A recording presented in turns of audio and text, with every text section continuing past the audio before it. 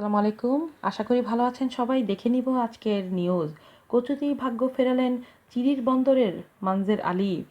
চিরির বন্দরের লতিরাজ কচুতে ভাগ্য ফেরালেন মানজের আলী। অভাবের সংসারে ভাগ্য ফেরালেন লতিরাজ কচু। কচু চাষাবাদ করে স্বাবলম্বী হয়ে বেশ ভালোই আছেন দিনাজপুরের চিরির বন্দরের সাতনালা গ্রামের জসিমেম্বার পাড়ার মোহাম্মদ মঞ্জের আলী। মৃত বাবা আজকার আলীর 25 বছরের পুরনো এই কচু চাষকে ধরেই তিনি পাল্টে দিয়েছেন নিজের জীবন। কচু চাষ তার ভাগ্য বদলে দিয়েছে। তাকে দেখে ও পরামর্শ নিয়ে ওই এলাকার বিভিন্ন জায়গায় অনেকেই কচুর আবাদ করে স্বাবলম্বী হয়েছেন। কৃষক মঞ্জের 2 সন্তান ও স্ত্রীকে নিয়ে লতিরাজ কচু চাষে বেশ ভালোই দিন কাটাচ্ছেন। বাবা মারা যাওয়ার পর বাবার রেখে যাওয়া জমিতে 10,000 টাকা ঋণ নিয়ে মঞ্জের আলী পুনরায় কচু চাষ শুরু করেন।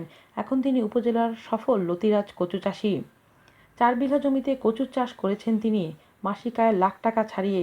উপজেলার বিভিন্ন এলাকার কৃষকরা মঞ্জের আলীর কাছ থেকে চারা ও পরামর্শ নিয়ে লতিরাজ কচু চাষ করছেন। সম্প্রতি জসিমেম্বার পাড়ায় গিয়ে দেখা যায় মঞ্জের আলী কচু জমি থেকে তুলে বাজারজাত করার জন্য পরিষ্কার করছেন। এই প্রতিনিধির সাথে আলাপকালে তিনি জানান, প্রথম দিকে আমি 25 শতক জমিতে স্বল্প পরিসরে কচু চাষ শুরু করি।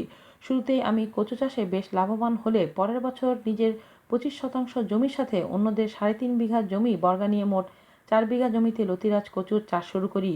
তিনি বলেন, কচু চাষ করতে খুব তেমন বেশি মজুরি খরচ হয় না। কচুর চারা রোপণের 20 দিন পর থেকে 6 মাস পর্যন্ত হালকা নিড়ানি দিতে হয়। কচু গাছের যখন 3 মাস বয়স তখন গাছের গোড়ায় যে লতি বের হয় তা কেজি প্রতি খুচরা বিক্রি হয় 30 থেকে 40 টাকা। 4 বিঘা জমিতে আমি প্রায় লতি বিক্রি করি 60,000 টাকা। আলাপকালে তিনি আরও জানান, কচু গাছের 6 মাস বয়স সম্পন্ন হলে তা বাজারজাত করার উপযোগী হয়। 1 একর জমিতে কচু গাছ হয় প্রায় 12,000, যার প্রতিটি কচু পাইকারি মূল্য 20 থেকে 30 টাকা হলে মোট কচু বিক্রি হয় প্রায় 2,40,000 টাকা। 1 একর জমিতে কচু চাষে মজুরি খরচ ও যাতায়াত খরচসহ মোট উৎপাদন খরচ হয় 60 থেকে 65,000 টাকা। একর প্রতি কচু চাষে লাভ হয় প্রায় 1,70,000 টাকা। মঞ্জেরের বাড়ি থেকে অনেক পাইকাররা কচু নিয়ে যায় জেলার বিভিন্ন উপজেলাসহ স্থানীয় হাটবাজারে। তিনি আরও বলেন, লতিরাজ কচুর চাষ করে তিনি কিছু ধানি জমিও কিনেছেন। এছাড়া আধা পাকা বসতবাড়ি তৈরি করেছেন। কচু চাষে মঞ্জেরের কাছ থেকে বুদ্ধি পরামর্শ নেন এলাকার অনেক কৃষকরা। আজ এই পর্যন্তই। ভালো থাকবেন সবাই। আল্লাহ হাফেজ।